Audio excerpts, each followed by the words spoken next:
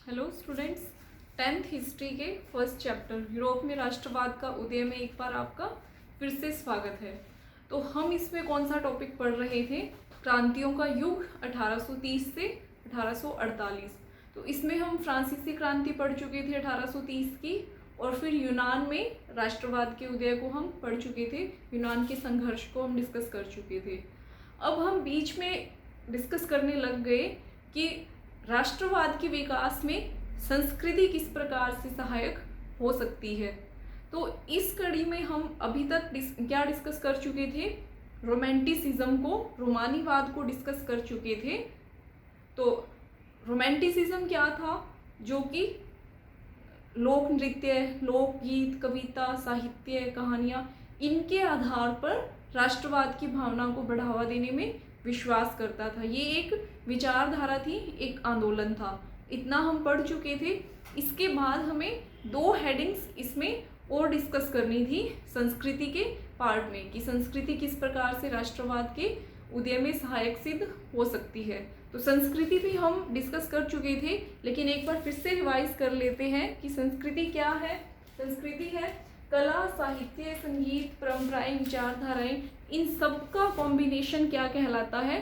संस्कृति या कल्चर कहलाती है। तो इन सब के बेस पर हमने पढ़ा कि जो रोमानीवाद एक विचारधारा थी, उसने क्या कहा? लोगों में राष्ट्रवाद की भावना को, राष्ट्रीयता की भावना को हम इसके बेस पर मजबूत बना सकते हैं। तो अब हम डिस्कस करेंगे कि जो भाषा है वो किस प्रकार से जो राष्ट्रवाद की भावना है उसको बढ़ावा दे सकती है। यहाँ हम यूरोप के कंटेक्स्ट में एग्जाम्पल लेंगे पोलैंड का, और आपको टॉपिक अच्छे से समझ में आ जाए इसलिए हम इंडिया का भी इसके बीच में एग्जाम्पल डिस्कस करेंगे।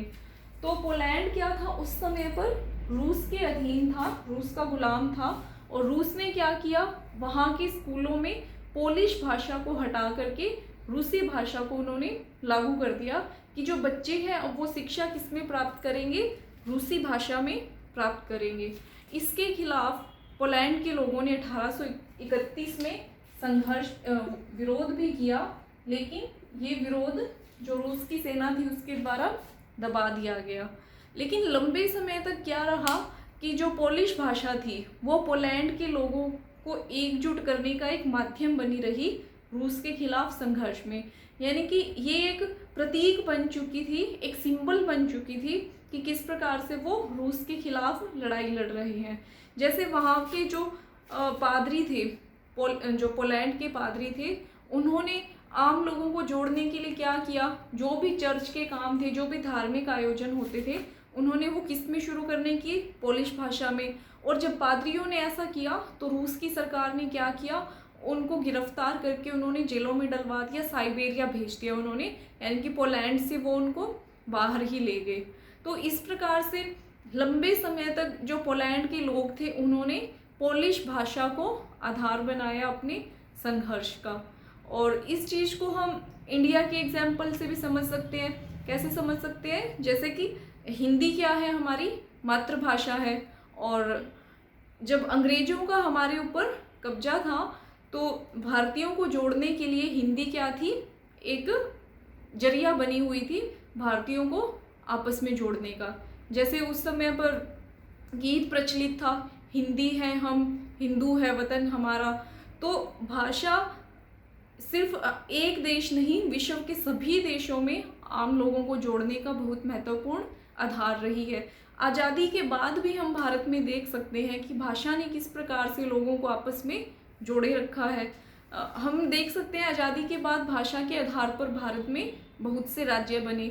यहाँ हम हरियाणा, पंजाब का एग्जाम्पल ले सकते हैं, आपको टॉपिक और अच्छे से समझ में आ जाए इसके लिए।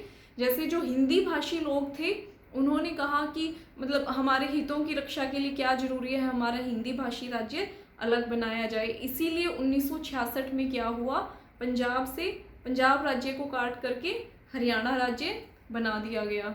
तो ये हमने क्या समझा इस टॉपिक में कि भाषा किस प्रकार से लोगों को जोड़ने में सहायक सिद्ध हो सकती है।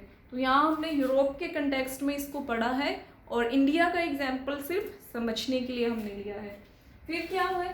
स्थानीय बोलियां और लोक साहित्य। भाषा हम किसको कहेंगे? जिसको बहुत बड़ा विशाल समूह बोलता हो। और स्थानीय बोलियां, लोकल डायलेक्ट्स क्या होती हैं? जिनको एक छोटे समूह के द्वारा एक छोटे भौगोलिक क्षेत्र में बोला जाता हो। जैसे कि भारत में हम बहुत सी बोलियां सुन सकते हैं, मतलब अपने आसपास के क्षेत्र में हमें जो अपनी स्थानीय बोलियां हैं वो सुनने को मिल जाएंगी। हर गांव की जो बोली है वो अलग हो सकती है, कुछ गांवों के समूह की बोलियां अलग हो सकती है। तो हम यूरोप के कंटेक्स्ट में ये देखेंगे कि ये जो स्थानीय बोलियां थी, इन्होंने किस प्रकार से राष्ट्रवाद की भावना को वहाँ पर बढ़ावा दिया।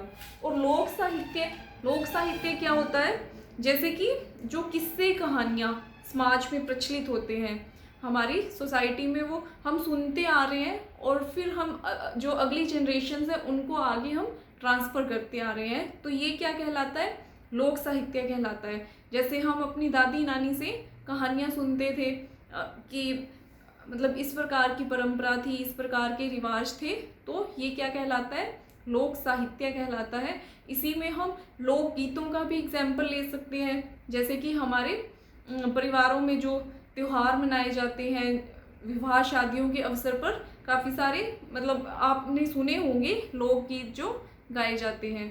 तो ये था उत्सव और आयोजनों का एग्जाम्पल। इसी प्रकार से राष्ट्रीय आंदोलन के दौरान भी अगर हम भारत का यहाँ पे एग्जाम्पल लें तो उस समय लोगों में राष्ट्रवाद की भावना को बढ़ावा देने के लिए स्थानीय स्तर पर, जैसे बहुत से गांवों में या फिर गांवों के कुछ समूहों में इस प्रकार के गीत प्रचलित रहे होंगे जो हमारे स्वतंत्रता सेनानी थे उनके गुणगान करते हों।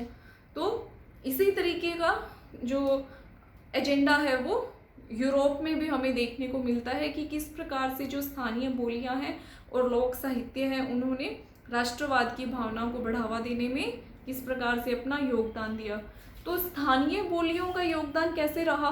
क्योंकि जो स्थानीय बोली होगी उसको अनपढ़ व्यक्ति भी समझ सकता है, क्योंकि वो उसकी मातृभाषा होगी, बचपन से ही वो उसको सुनता आ रहा है, तो उसके लिए अगर उसमें कोई मैसेज हम देंगे तो वो उसके लिए समझना आसान होगा। तो जो पोलैंड के क्रांतिकारी थे उन्होंने क्या किया कि जो राष्ट्रवादी संघर्ष के विचार थे उन्होंने आम लोगों तक कैसे पहुंचाई? स्थानीय बोलियों में उन्होंने अपने विचारों को आम लोगों तक पहुंचाया। उनके जो भी लोकगीत थे या फिर कहानियाँ किस्से थे उन्होंने स्थानीय बोलियों में उनको आम जनता तक पहुंचाया। तो यहाँ हम पोलैंड का एग्जाम्पल डिस्कस करेंगे एक बार फिर से। पोलैंड क्या था? उस समय पर रूस, प्रशा और ऑस्ट्रिया का गुलाम था, यानी कि इसको अलग अलग टुकड़ों में बांट करके इन बड़ी शक्तियों ने अपने कब्जे में कर रखा था। लेकिन पोलैंड के लोगों को एक चीज़ जिसने जोड़ रखा था वो क्या थी?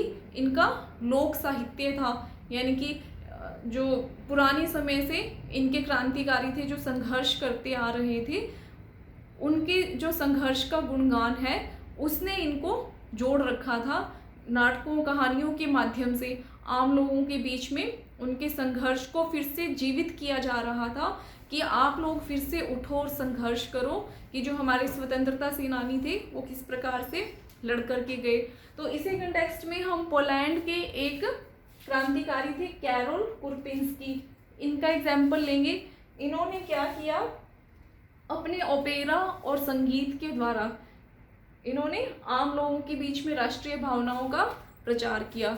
जैसे आपके गांव में भी कुछ ऐसे आते होंगे जो नशे के खिलाफ या फिर भ्रूण हत्या के खिलाफ लोगों को जागरूक करने के लिए नुक्कड़ नाटक करते हैं, या फिर इस प्रकार के गीत हम सुन सकते हैं हमारे समाज में, मतलब हमें देखने को मिलते हैं जो कि हमें जागरूक करने के लिए बनाए जाते हैं। तो इसी प्रकार का कैरोल कुरपिंस्की ने क्या किया? अपने नाटकों और अपने गीतों के माध्यम से, लोक नृत्यों के माध्यम से भी इन्होंने आम लोगों को राष्ट्रीय संघर्ष के लिए प्रेरित करने का कार्य किया। और वहाँ के जो 2 लोक नृत्य थे उनको इन्होंने इतना ज़्यादा पॉपुलर बना दिया कि वो बाद में इन फ्यूचर क्या बने? वहाँ के राष्ट्रीय प्रतीक बन गए।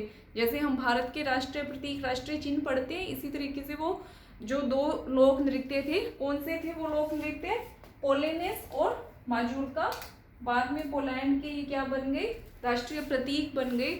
और जब उनका संघर्ष का दौर चल रहा था तब कैरल कुरपेंस्की ने क्या किया था, इन लोक नृत्यों के माध्यम से लोगों को उन्होंने जागरूक करने का काम किया था।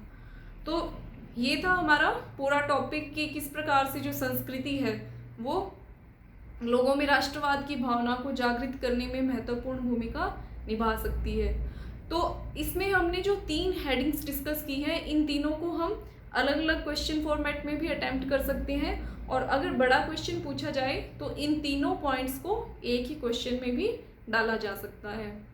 तो उम्मीद है कि ये टॉपिक आपको अच्छे ढंग से समझ में आ चुका होगा।